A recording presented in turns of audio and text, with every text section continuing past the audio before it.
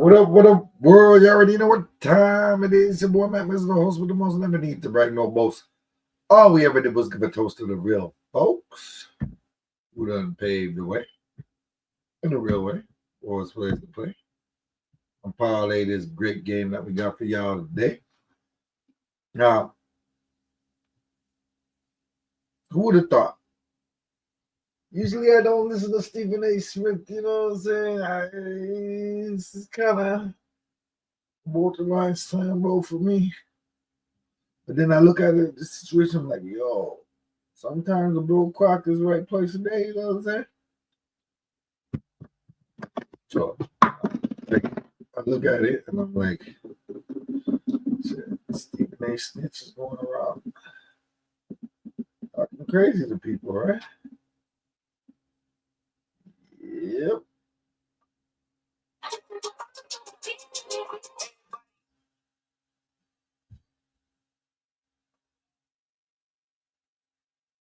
And then again, I look at it like, why are you being so even keel now, you know?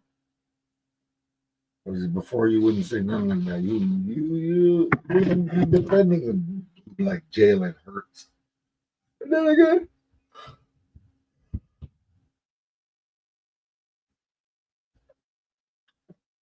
you gotta recognize greatness when you recognize Jalen. You know what I'm saying? Because he's from the Jordan brand. He's with the Jordan brand. He's doing his thing. He's branching off. He's making headlines. His respective position. And he's taking care of business. So you gotta give it up to him, man. Shout out to Jalen Hurts.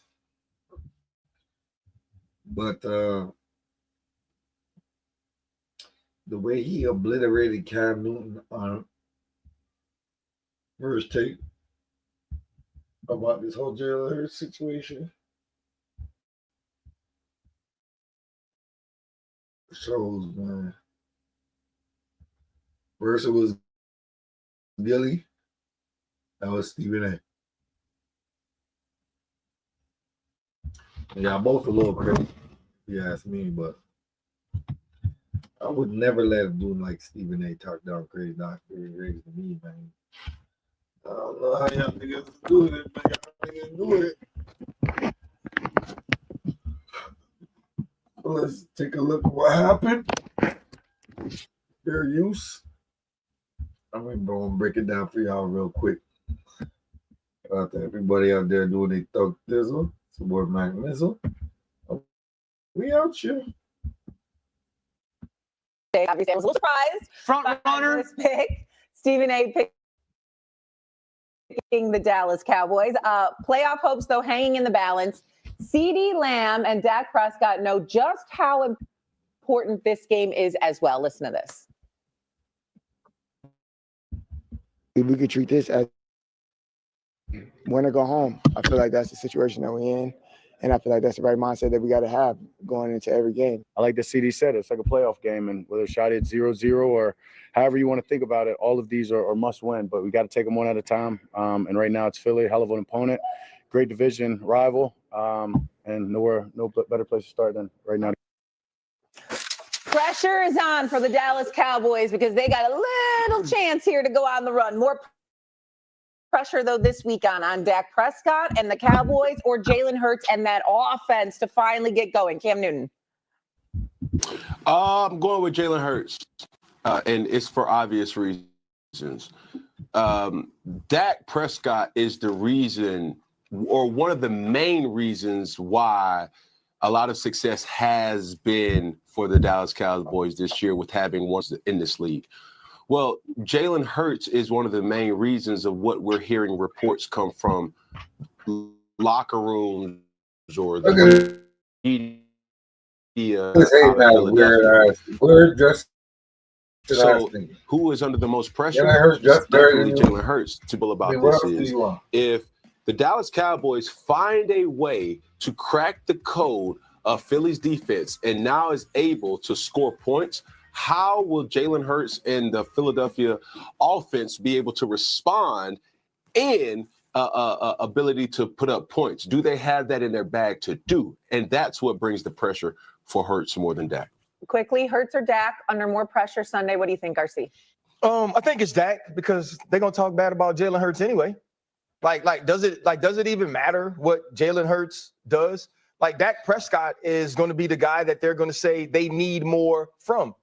We've said, so many people say, well, Jalen Hurts can do this and do that, and the Philadelphia Eagles can win. So for Dak Prescott, it's going to be another opportunity where everybody is saying this offense is unstoppable. He's playing one of the best defenses in football, and especially if you look at the last 4 weeks or the last 2 weeks since adding Jalen Phillips, Nakobe Dean being healthy. This is an extremely tough matchup, and everybody feels like the Cowboys just have it going. And so to me, it's going to be Dak Prescott because Jalen Hurts is in the spot where it's all about winning. 200 yards, 300 yards, 350 or no yards for him. Long as you get the W, you win. People will still come on TV and talk badly about how he plays. Okay, so you went a little bit bad. Like, it doesn't matter what happens with Jalen Hurts. We're putting the focus on Dak Prescott. Hold on. What do you think, Stephen A? No. I mean, I honestly don't even care. Like, I don't even care about this question. I want to get to the next one. Yeah, to be honest, I want to go at Cam for something he said. Stephen A, quickly, more pressure. Who do you think, Dak or Jalen? It's on Dak Prescott because the Dallas Cowboys are trying to make the playoffs. The Eagles lose, it doesn't matter. They're still ahead in the NFC East. They're going to the playoffs. And matter of fact, I think the Eagles losing, it'll be exactly to come up and stay need. And as a result of that, they'll get their ship stirred in the right direction, and then they'll go on a run. You know, the Dallas Cowboys lose this game, for all intent and purposes, their playoff aspirations, the little of it that they have, are over. They're the 10th seed in the NFC. They can't afford to lose. They got to win 6 of their last 7 games. They got to win 2 of these next 3 between Philadelphia, Kansas City, and Detroit. They can't afford to lose games. Dallas has to win, or else. Cam, go ahead. Were you going to jump in? Yeah, they're going to talk regardless. Come on, RC. Because when you look at both quarterbacks in this type of matchup, bro, you and I both know, or everybody can give their own analysis of what they have to do to win. Dak Prescott has to protect the football in order for the Dallas Cowboys to win the football game. We know when Dallas or when Dak start playing willy-nilly with the football, turning the football over, that's a bad brand of ball. Well, for Jalen Hurts, it's a little different because they are winning, and he is, underperforming to the degree where you have 6+ games of 200 yards or less. And when you start to say, like, yo, we are having guys in this particular room that are frustrated because of the performances, and they're not able to do their job because of multiple reasons. Whether your performances is impacting my performance, I see you, or the offensive play calling in Kevin Patullo is impacting how I am performing. Can I ask you a question, that's Cam? what it really comes down to. Can I ask you a question? Sir? This summer, Please. when you started the whole hubbub about Jalen Hurts not being this, not being that, all that stuff you said, right? Did they play a game after the Super Bowl when you said that? Was there a spring football league? Was it like a spring football league you watched? No. So you felt all those things about him after he beat Patrick Mahomes in the Super Bowl, was the Super Bowl MVP. Saquon Barkley didn't have a Saquon Barkley game, and the offense was totally on Jalen Hurts' back, and he showed up for the second time in the Super Bowl. You said all those things about his play that were negative, right? So it didn't matter what you watched, though. No. All those things. All those things was the fact that he was not one of my top 10 quarterbacks. That's what was all those. The ruckus that was started over the summer is Jalen Hurts in my top 10. I said no, is because he is not asked to consistently play how he played in the Super Bowl. Right. That's So the point blank. So to my previous point, no matter what he does, people gonna talk. Dan, Can you ask me the next question, because I'm gonna dunk all over Cam. Sure. Oh, Okay. wow. Dan, do you believe that all of the criticism that Jalen Hurts is getting from all angles is warranted? Absolutely not, because my dear friend Kim Newton about 7 minutes ago said, well, Dak Prescott is doing more, and more reason why the offense and the Cowboys as a team are playing that way because of his performance other than Jalen Hurts. Cam, how many touchdowns Dak got this year? 22. How many turnovers does he have? Yeah. 7. Mm-hmm. How many touchdowns Jalen Hurts have this year? Are we talking pass? 22. Are we talking pass and run? Touchdowns. Yeah, 22. 22. 22 total. How many turnovers Jalen Hurts have? Two total. 2 total. So you mean to tell me 2 total. that a quarterback? Hold on, Dan. That a Dan, hold on. quarterback? Wait, let me throw the ball up as you dunk it. That Let me throw it up as you dunk it. You ready? Don't forget. Cam, that a quarterback is doing more for a team and statistically is not having equal performance. I need you to explain to me one team has a better record than the other. The quarterback statistically is playing better with less around him, certainly when it comes to run game production. And you mean to tell me that you said one quarterback is doing more than the other? How? Yes, because Dan Orlovsky, you've done something that most people in the media do. They highlight what they want to highlight. Touchdowns and interceptions. He has 22 touchdowns and he only has 2 interceptions. Well, what about passing yards? Well, what about touchdowns in regards of what the offense is being able to really? What would you rather have, more yards or touchdowns? To produce. Hold on. Well, you need yards to get touchdowns in some cases. Starting at the 20-yard line or the 30-yard line is different than starting to take a 90-play drive or 90-yard to the you're going to highlight certain that will make your point way more better in this particular circumstance. But we all know when you're asking A.J. Brown, when you're looking at the statistics or you Google Gemini or you Wikipedia, ChatGPT, hey, who is the top offense in the NFL right now? You're not going to see the Philadelphia Eagles in the top 10. So when you start to try to say, that wasn't the conversation. That wasn't the conversation, Cam. The question wasn't who's got the best offense. No, the reason why the Dallas Cowboys has the best offense is because of how Quavius Prescott is playing. Has nothing to do with the guys on the outside. The Philadelphia Eagles, who's delivering the football, Dan? The nothing game, the tight end. So I'm not saying Dak's playing bad. Dak's playing great. But that's not what your comment was, Cam. But you literally, that's not what your comment was. If you listen to my comment was simple. It was the reason why Dallas Cowboys is in this position is in large part because of Dak Prescott. That was not my comment. Go ahead. So the question here is the criticism of Jalen Hurts fair? Warren. Hell no. Correct. It's absolutely not. I can't think of a quarterback in particular. There is no quarterback in the NFL that's accomplished what Jalen Hurts has accomplished that gets criticized in the way that he's criticized. There's no quarterback that's 51-14 throughout his tenure that gets criticized the way that Jalen Hurts gets criticized. There's no quarterback that has played at that level in not one, but 2 Super Bowls that gets criticized the way that he gets criticized. There's no quarterback in the NFL that protects the ball historically the way he's protecting the football this year that gets criticized like he is criticized. There's no quarterback that has his team leading the conference that's played at the level that he's played at, not only this year, but throughout his career that's criticized in that way. And that was why I said when asked the question previously, no matter what Jalen Hurts does, unless every single game is the Minnesota Vikings from this year, which we know based on his true disposition and the way he plays the game isn't how it works for him, unless every game's like that, he's going to be criticized. But what's crazy to me is we won't come on here, right, and talk about Jared Goff's game against the Minnesota Vikings weeks ago, and then now the Philadelphia Eagles, and criticize Jared Goff that way. Why? Because we could see him be explosive in other games. We won't look at other quarterbacks and say, oh, this quarterback can't do it because he has a bad game. And so to me, it is so unfair the way we like to pick apart Jalen Hurts with all that he's done both individually and team success. Look, if anybody is going to give a person I'm sorry, go ahead. Go ahead, Stephen A. you know, I don't know whether to be offended or not when I listen to some things that RC says.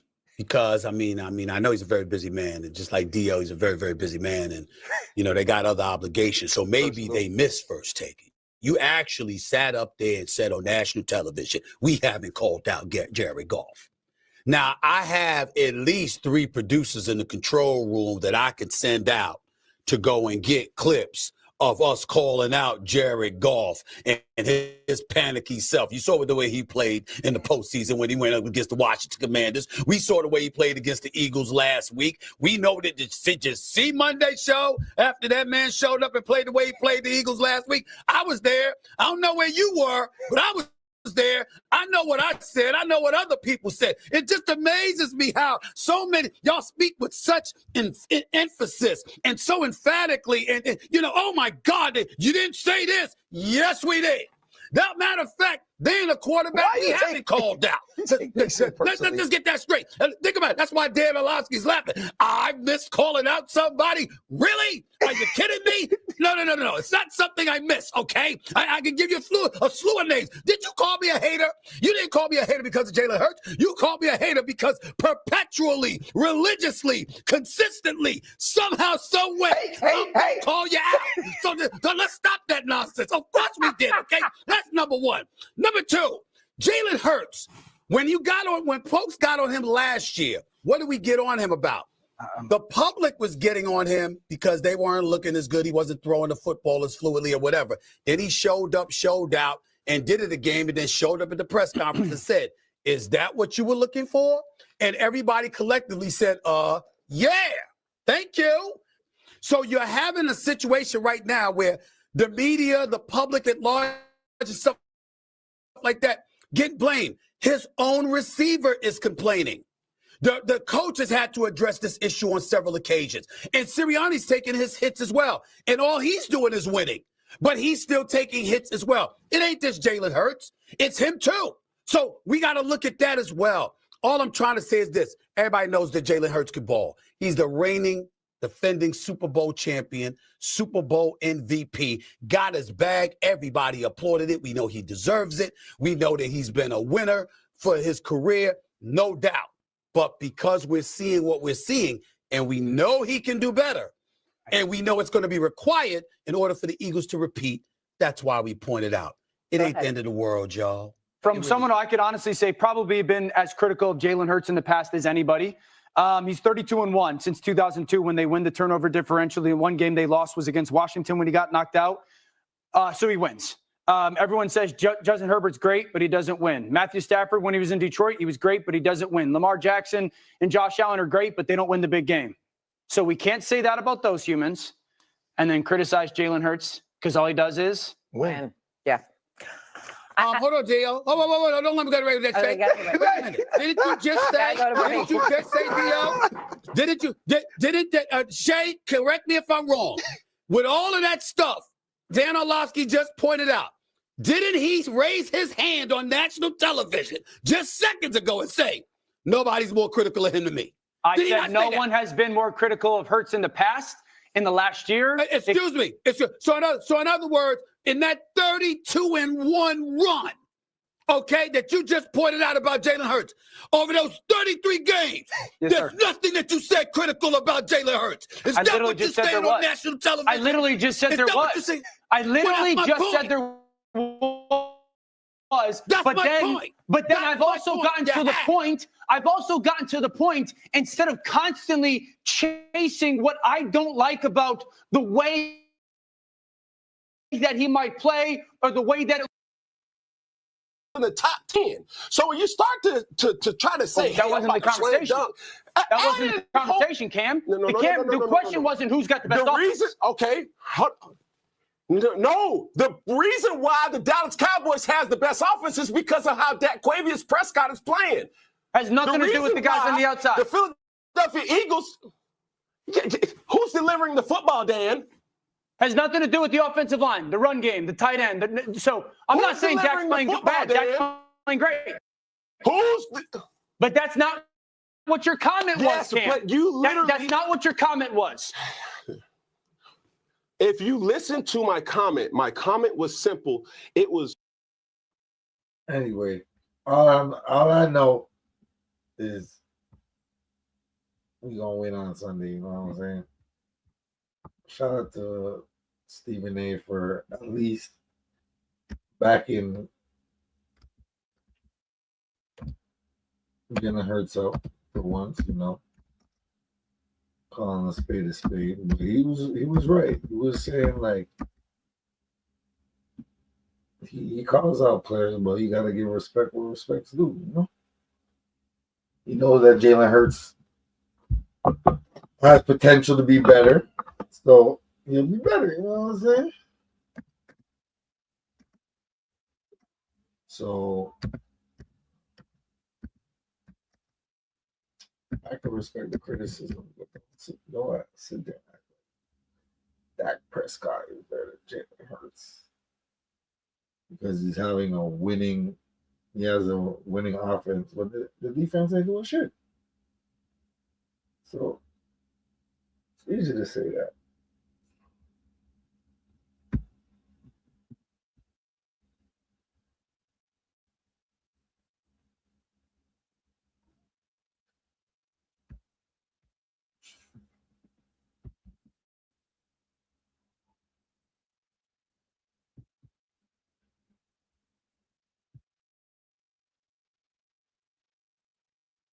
So let me just get the whole. Yesterday on Thursday, obviously, I was a little surprised. Is in the spot where it's all about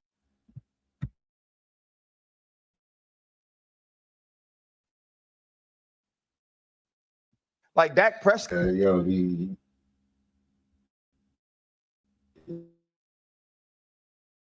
breaking it down, you know.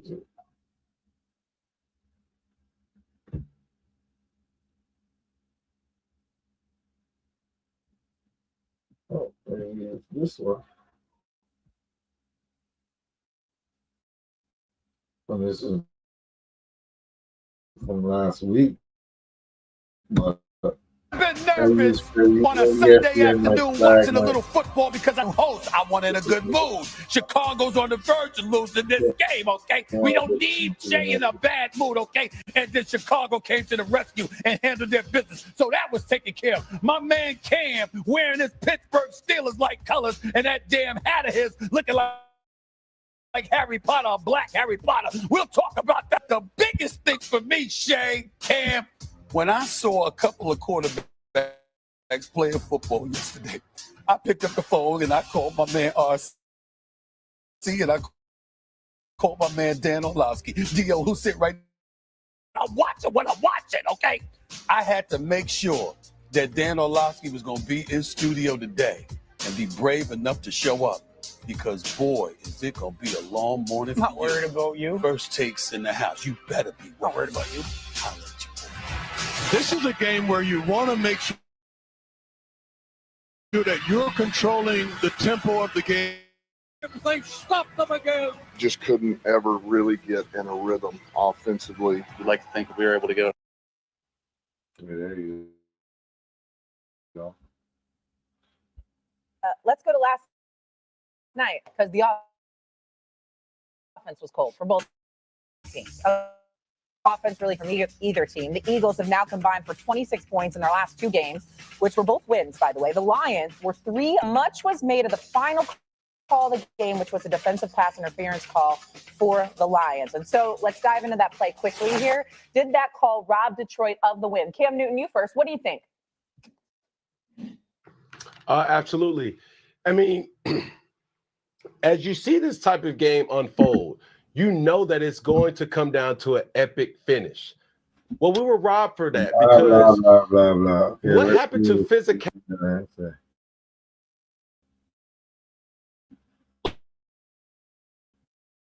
Looking throughout the night, completing 38% of his passes, worst night of his career, arguably. I mean, awful call.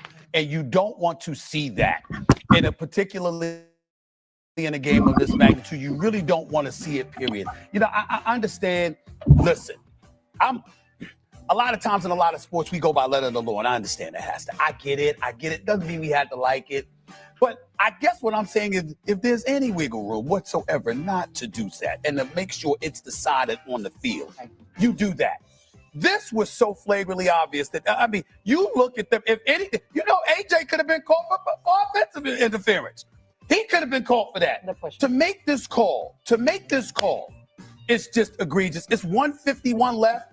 If you don't get that call, you got to turn the ball over to Detroit. And that defense that's been playing lights out, now you got Gibbs and Jameson Williams and the crew on the opposite side of the field. What you going to do against them? You got this one last stand that you have to make. That's how the game should have ended. We got robbed of that opportunity because this was an absolutely awful, awful call on the part of the officiating. Yeah, saying the Lions got robbed because of the call is ridiculous. Right.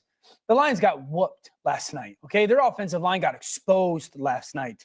Jared Goff was poor under pressure. So, yes, it's a bad call. We didn't get a potential finish, but did anybody feel like they were going to go do anything? This offensive line got whooped by this defense in Philadelphia. So to sit here and say they got robbed because of that call, no shot. They got manhandled at the line of scrimmage. They got denied the opportunity to have one last shot at winning the game. That much we can say. I don't think we can say any more than that. You're right. But we can at least say that. Yeah, Sure. I was promising, I thought, to see the Lions defense actually show up. But I don't mean that in a mean way. I mean it like they were the reason that they were in this game for so long. Scoring team held to 9. Let's go to the Eagles side of this, though, because Jalen Hurts accounted for only 1 touchdown. That was the tush push that we saw. A.J. Brown and Devontae Smith combined for only 57 yards, only 8 catches combined. Same story offensively, different day, it feels like, for the team that's leading the NFC. Let's hear from the players in the locker room after the game. Accepting 50. I think as soon as we got going, we shot ourselves in the foot. Yeah, that's something that we can clean up, is that we are doing. My main takeaways is we got to score points. We got to be more efficient. We got to take advantage of opportunities when they're there. And we got to control the things that we can control. It's the same MO it's been this whole entire time. Okay. I don't know what I was expecting from Philadelphia, but I thought maybe we'd see a little bit more offensive production since they were coming off their last game in prime time where things didn't look good on that side of the ball. A win is a win, I guess, but were you more impressed, Stephen A., with Philly's defense or disappointed in Philadelphia's offense? Well, I was more impressed with their defense. I thought their defense was lights out. Again, reiterating the point that I made a second ago, you got the second-ranked offense in the National Football League coming into the game, averaging 31 points a game. You didn't just beat them, you beat them down, okay? You pressured them all night long. You got sacks, okay? I'm looking at holding them to a season-low 9 points, only 13 first downs, going 3 for 13 on third downs. This is what we're talking about with the Detroit Lions last night. 0 for 5 with those fourth down calls. Yeah. I mean, completely shut down, beat up at the line of scrimmage. Dan Campbell takes over offensive play calling duties, registers a season high 44 points, 546 yards the week before. What did I say? Well, that was against the Commanders. Let's pump the brakes and let's see what's going to happen this week. And sure enough, they strolled into Philadelphia, and they were absolutely awful. There is no way to slice it. And you have critics. I'm a fan of Dan Campbell's because he's a culture changer, but you got a lot of people that have looked at some of these decisions. You know how he's not risk averse. He will take chances. He will push the envelope. He will do those things. Last night was a time when it did not work to their advantage. And to me, Philadelphia showed me they can beat you up. And I don't think that's the kind of message that you want exposed about yourself if you're the Detroit Lions as the season wanes. Get physical with them, beat them up at the line of scrimmage, and guess what? The rubble they looked like last night. That's what they looked like. We have not, and Jared Goff has had bad moments. He's had bad moments in the postseason. He's had bad moments in regular seasons in his career. We haven't seen him look this bad. He was bad last night, and it was because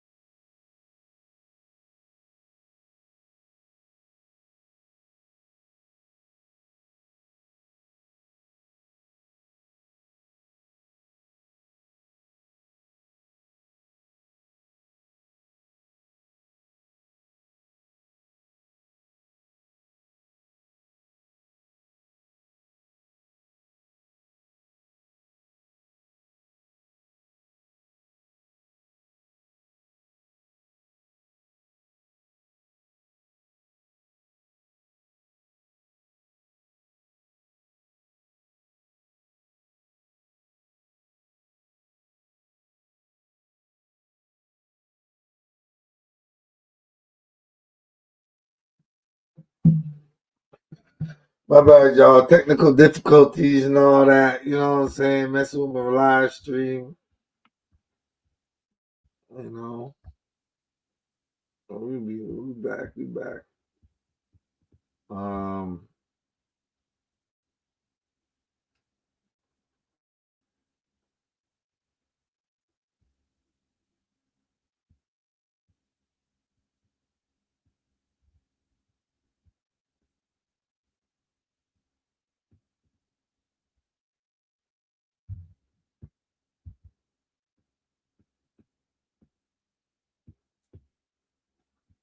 Yeah, Cam Newton's always hating on Jalen Hurts, right?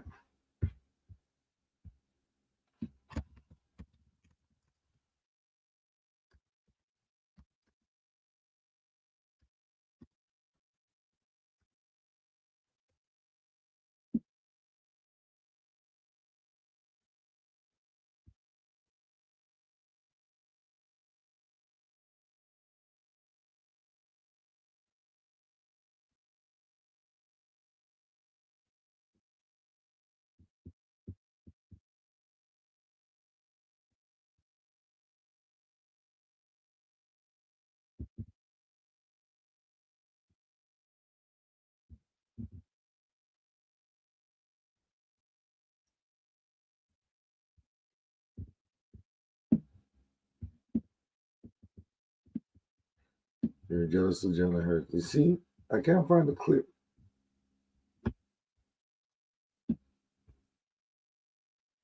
We're going to.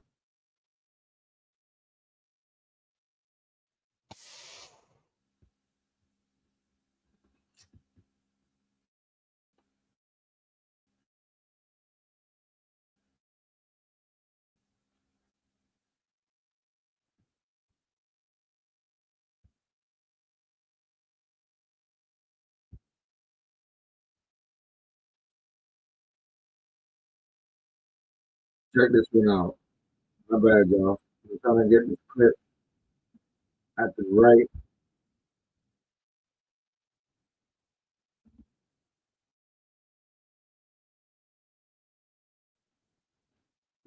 the right the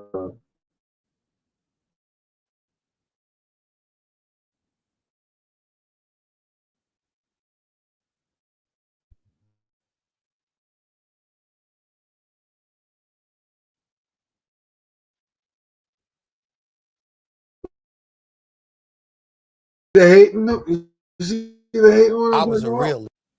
First of all, Kevin Petula or whatever his name is about to leave the team. He just started this year and he's about to get a head coaching job. Every year, Philadelphia changes the playbook. And he got to relearn it. And he got to go out there and execute. And not be confused or mixed up in the plays and like that. Y'all got to give him a little bit of credit for dominating all these games. Well, not dominating, but at least winning. And winning in, convincing fashion the last couple of games. So I don't understand. Y'all don't see that.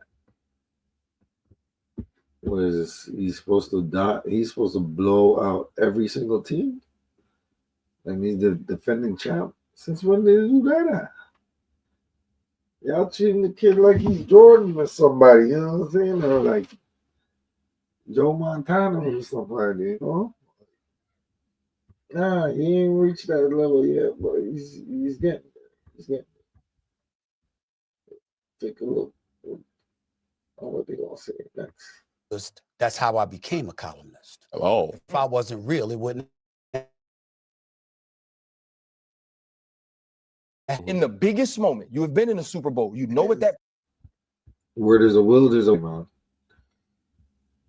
You know what I'm saying? We all know throughout history, studies show that when you're on top and people are gunning for you, they study you the most. You know what I'm saying?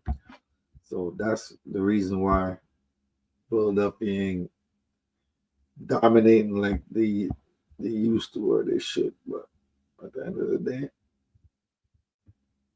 they still winning games. And the reason why they're winning games is because they're finding ways to win. They're a good team. And they play hard defense. That's the Philadelphia motto, you know? Philadelphia's always been a defensive team first, from B-Dog all the way down. You know what I'm saying? To Reggie White. So if y'all don't know that, y'all don't know Jack. It's your boy Matt Missile. I'm out of here, man. Catch me later on tonight, same Mac time, same Mac channel. You know what I'm saying? We're doing a late night Mac talk tonight. You dig? I'm up out of here. Peace.